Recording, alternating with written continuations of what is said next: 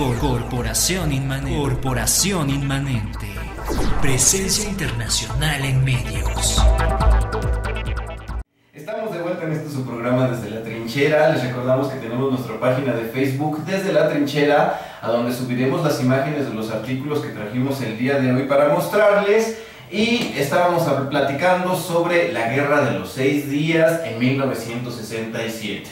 Bueno, ya los egipcios están ya en un plano de definitivamente quieren la guerra, y los egipcios obviamente no se hacen, no desestiman estas palabras, empiezan ellos también a prepararse.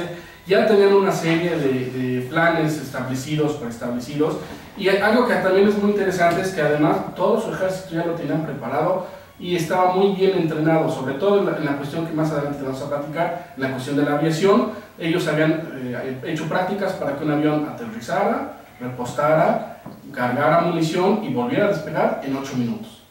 Entonces, Nasser puso en pie de armas, en pie de guerra a todo su ejército, y la medida después de que expulsa a las tropas de las Naciones Unidas es que cierra el paso del mar, el Mar Rojo, y con lo que prácticamente pone ya completamente en estado de guerra a los israelíes. En este momento el secretario de guerra de Israel era un hombre que era muy pacifista y que él no quería ir al conflicto.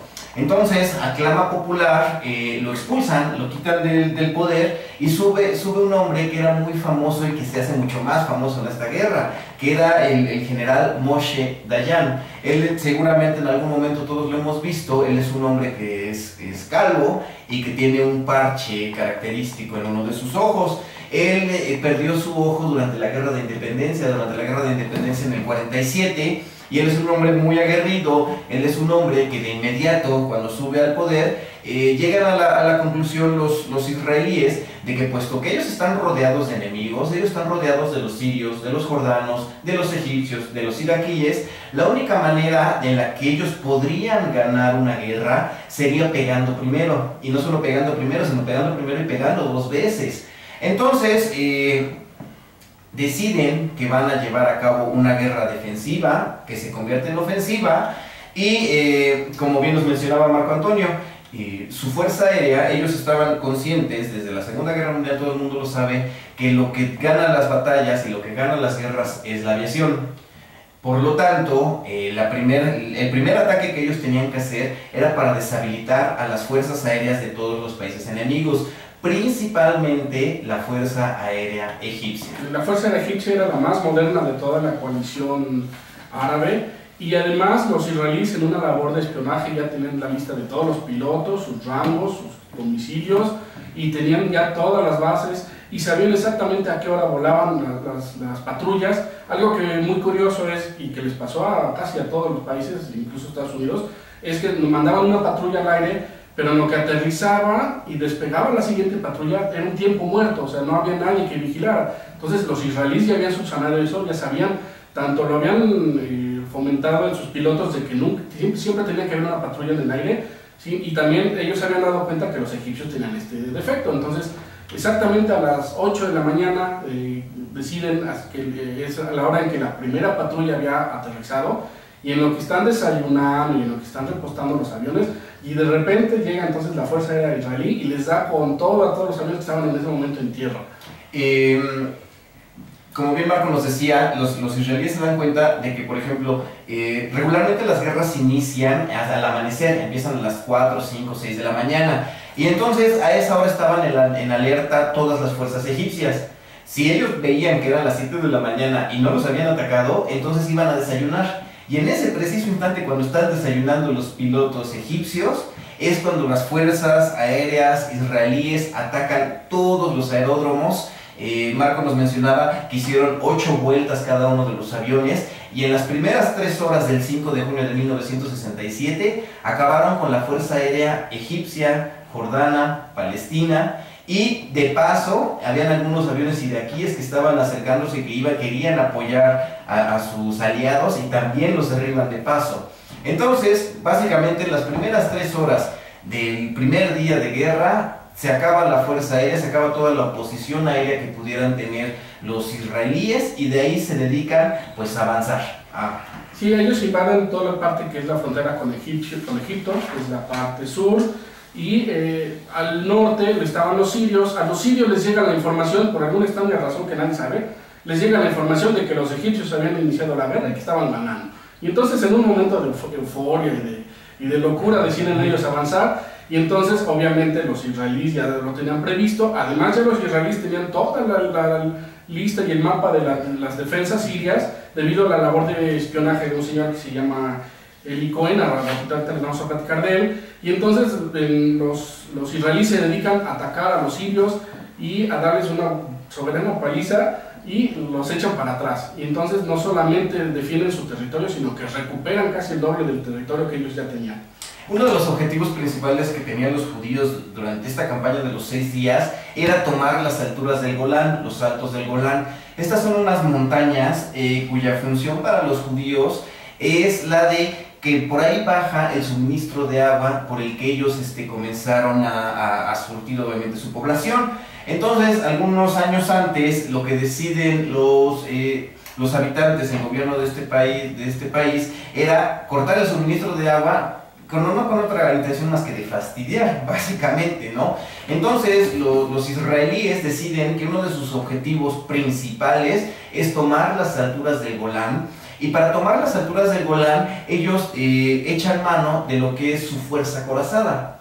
La fuerza acorazada israelí en esta época, independientemente de que eran de los mejores adiestrados, ellos contaban con armamento que era relativamente moderno. Ellos tenían uno de los tanques que era el M50 del Super Sherman, que eran tanques de la Segunda Guerra Mundial, pero que los repotenciaron para que pudieran ser rivales de lo que era el T-55 soviético. Sí, algo que los israelíes siempre han tenido como mérito, podríamos decir, es que no se confían en el armamento que les venden, sino que ellos, ya en su experiencia y su conocimiento, agarran ese armamento y dicen, bueno, este tiene estos defectos. Y entonces ellos ya tienen toda una industria, ya desde entonces tienen una industria que se dedica a mejorar y a fortalecer todo este armamento que les vendían los norteamericanos y franceses, básicamente. Pero sí, definitivamente, aquí hay alguien que destaca, que es el Israel Tam, que era general de las fuerzas acorazadas. Este señor era un señor que era muy inteligente, que utilizó toda su fuerza acorazada de la forma más eficiente posible. Es más, es tan famoso que está en la Academia de West Point. Tienen 5 que los consideran como los mejores generales de las fuerzas mecanizadas. Israel Tam es uno de ellos, y Erwin Rommel es otro que está también en ese lugar de honor.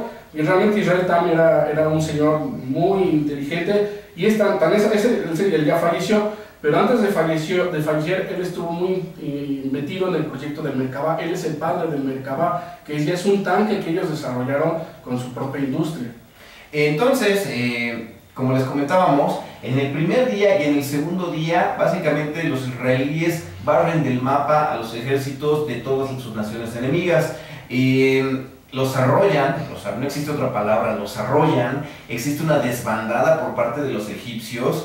Nasser, cuando se da cuenta de la catástrofe que había llevado su ejército, él se sale de la vida pública, se encierra en una casa y no da señales de vida. Dicen que se comportó como un niño chiquito al que habían apaleado, porque básicamente se encerró, no dijo nada, y ya después lo que él decide es renunciar al poder, renunciar al gobierno de los palestinos y de los egipcios.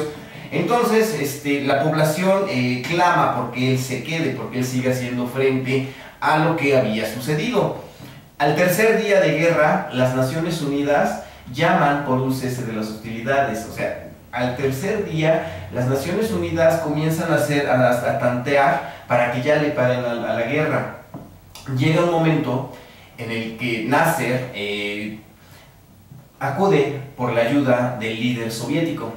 Entonces, el líder soviético lo que decide hacer es contactar al presidente de los Estados Unidos y le dice en muy buenas palabras, pero de una manera muy firme, que por favor detengan a los israelíes, porque si ellos deciden continuar con la guerra, lo que va a pasar es que la Unión Soviética está lista para apoyar a su aliado y a su protegido.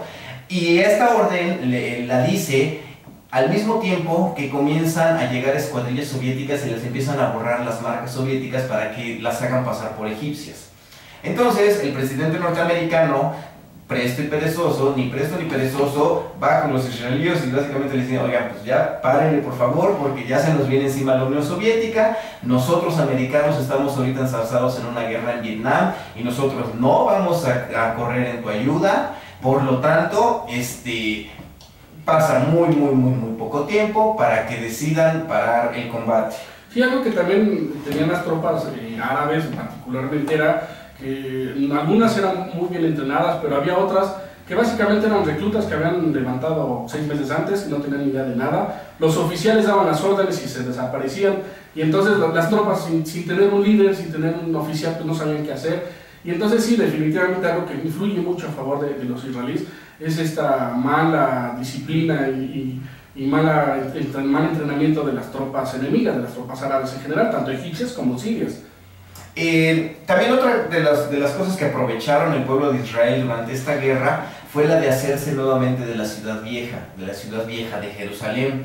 Entonces se supone que en el primer día de guerra, en el primer y segundo día de guerra, ellos toman lo que eran los puntos principales de la ciudad vieja, pero los líderes, los gobernantes israelíes no permiten que las tropas avancen para ya tomarla en su totalidad. Ellos no estaban de acuerdo en que la población mundial pensara que ellos habían hecho la guerra con toda la intención de hacerse de lo que era ese muro de las lamentaciones. Pero el líder de las tropas, junto con apoyo de Moshe Dayan, deciden que sí van a tomar la ciudad vieja con el pretexto de para limpiarla de enemigos. Entonces comienzan los combates en esta ciudad de Jerusalén. Obviamente los israelíes toman la ciudad, vencen a todos, y las memorias cuentan que tan pronto llegan los soldados a lo que es el muro de los lamentos, para ellos es una de las íconos más importantes del judaísmo. Lo primero que hacen es llorar o ponerse a rezar. Dicen que habían incluso judíos que, siendo judíos, no eran practicantes, completamente practicantes de lo que es su religión, y entonces ellos con toda fe se ponen a orar ahí en el muro de los lamentos, y obviamente aprovecharon para tomar este muro de los lamentos. En una de las mezquitas más importantes de los musulmanes ponen a ondear la bandera de Israel, y esto causa mucho descontento y mucho coraje en lo que son el pueblo musulmán. Bueno, pues vamos a pasar a un pequeño corte que nos está pidiendo Ícaro. Les recordamos que tenemos nuestra página de Facebook, Desde la Trinchera, donde pondremos en algunos días, vamos a poner más imágenes de este programa. Regresamos. Corporación Inmanente. Presencia internacional en medios.